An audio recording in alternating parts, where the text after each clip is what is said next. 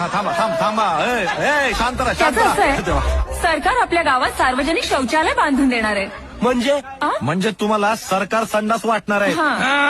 बस आता तेवढंच राहिलं होतं. आता आमची का कमी पडली का आम्हाला? सरकार देणार आहे ते. सरकारचं डोकं ठिकाणावर आहे का? काही बोलतो तू? ऐका अहो म्हणजे सरकार तुम्हाला संडास बांधून देणार आहे. यापुढे माझ्या शेतात यायचं नाही घाण करायला. मग आम्ही काय घरात बसून हागायचं का? अहो सरकारचं काय डोसकं सडलंय वय.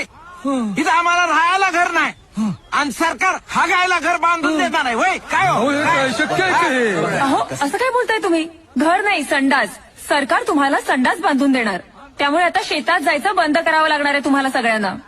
तुमच्या अशा शेतात जाण्यामुळे गावात टायफॉइड, कॉलरा, मलेरिया, डायरिया यांसारखे रोग पसरतात. बरोबर आहे त्यांचं.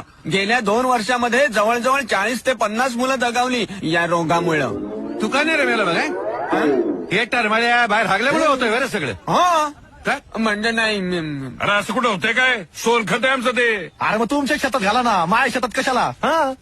का रे भाड्या एवढ्यासाठी बोलवलं होतो आम्हाला इथं? हा हे बघ वर्षानुवर्ष चालत आलेली परंपरा आहे ती. तो वारसा आहे आमचा. या कडू पाटलाची माणसं आमच्या शेतात येतं कामा नये. ती आमची जमीन आहे. हा तुमची बी आमच्या हद्दीत येता कामा नये. अरे चाल माहेला शेत माझं आणि हद्द ठरवणार तुम्ही कोण? काय रे सुकळीच्या माझाला व्हाय रे तुला? या